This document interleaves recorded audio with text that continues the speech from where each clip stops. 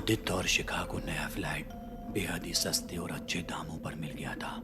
आसपास का इलाका भी खूबसूरत था, लिहाजा किसी तरह की कोई परेशानी का सवाल ही नहीं था।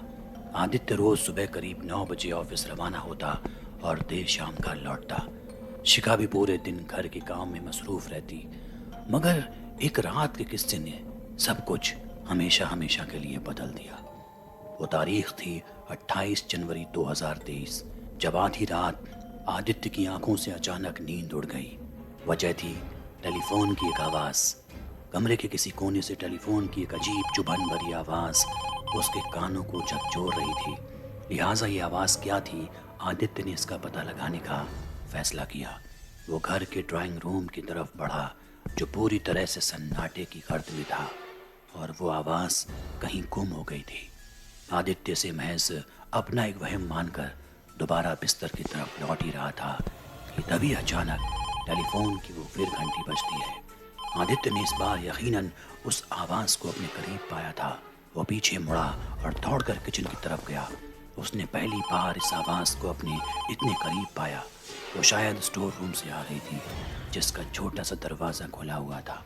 आदित्य धीरे धीरे उसकी तरफ बढ़ने लगा। जैसे ही वो स्टोर रूम में दाखिल हुआ, उसकी नज़रों के सामने एक पुराना सा टेलीफोन पड़ा दिखाई दिया। गुप्त अंधेरे में उसने उस टेलीफोन के डिस्प्ले को करीब से देखा, जिस पर एक नंबर था 20222023। आदित्य ना तो उस नंबर को पहचानता था और ना ही इस टेलीफोन को उसने कभी अपने घर में देखा था। मगर फिर भी उसने टेलीफोन के रिसीवर को उठाया और आवाज़ लगाई, हेलो हेलो, कौन है? हेलो। मगर सामने बस सन्नाटा था। आदित्य ने चिढ़कर फोन काट दिया, मगर एक बार और टेलीफोन की घंटी बजी। उसने फिर कॉल उठाया, मगर फिर वही सन्नाटा। एक दो बार और यही हरकत हुई।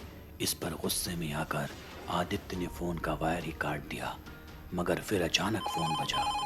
आदित्य देख हैरान था, आखिर ये कैसे हो सकता है। उसने अपने कांपते हुए हाथों से फोन उठाया और इस बार एक बूढ़ी आवाज टेलीफोन को पार करते हुए आदित्य के कानों को छुई। रिसीवर के उस तरफ कोई शख्स था जो धीरे धीरे रो रहा था। यहाँ आदित्य भी बार बार उससे बात करने की कोशिश में था, मगर वो बस रोता जा रहा था। आदित्य कुछ और समझ पाता इससे पहले ही वो फोन कट गया। कुछ देर और रुककर आदित्य ने फोन का इंतजार किया, मगर कुछ नहीं हुआ और वो अपने बिस्तर पर जाकर लेट गया। अगली सुबह उसने शिखा को कुछ नहीं बताया और चुपचाप ऑफिस के लिए रवाना हो गया, इससे बेखबर कि अगली रात भी उसका इंतजार कर रही थी। रात हुई, दोनों ने खाना खाया और सोने चले गए।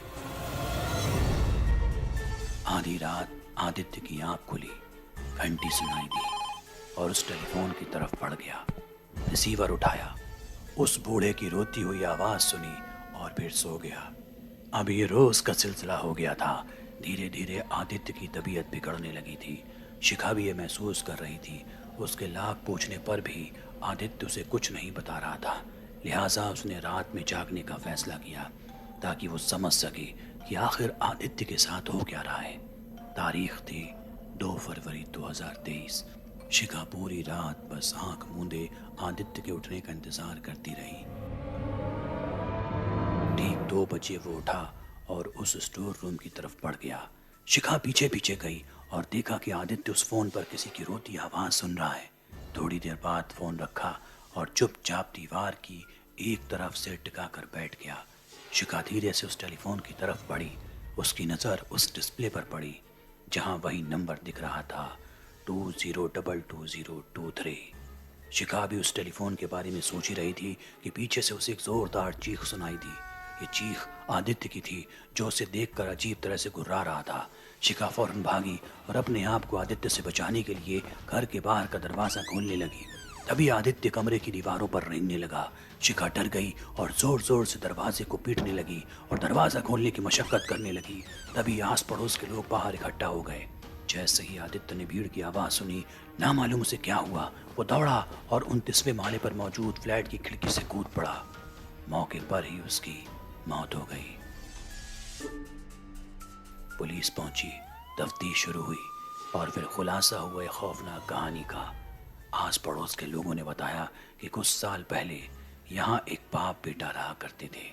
बाप की उम्र काफ़ी ज़्यादा थी और बेटा अभी जवान था, मगर बेहद ही बिगड़ैल किस्म का। वो हमेशा नशे में धुत रहता और इसके लिए अपने बाप से पैसे मांगता। एक रोज़ जब बाप ने उसे पैसे देने से मना कर दिया तो बेटा गुस्से में आकर अपने बाप के साथ मारपीट करने लगा और उसे स्टोर रूम में बंद कर दिया। कुछ दिनों तक बूढ़ा वहीं बंद रहा। उस स्टोर रूम में उसके पास एक टेलीफोन भी था, मगर वो काम नहीं करता था, लिहाजा वो बूढ़ा आदमी तड़प तड़प कर मर गया।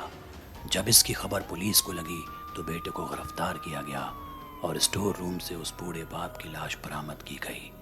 लोगों ने बताया कि तब से लेकर अब तक कई लोग इस फ्लैट में बहुत कुछ भुगत चुके हैं। देर रात एक टेलीफोन में घंटी बजती है जिसमें मौत की तारीख संख्या में लिखी होती है और वो दिन उस शख्स का आखिरी दिन होता है। अब शिखा भी समझ गई कि दरअसल टेलीफोन में डिस्प्ले हो रहा वो नंबर 20222023 दरअसल आदित्य की मौत की तारीख थी, यानी 2 फरवरी 2023।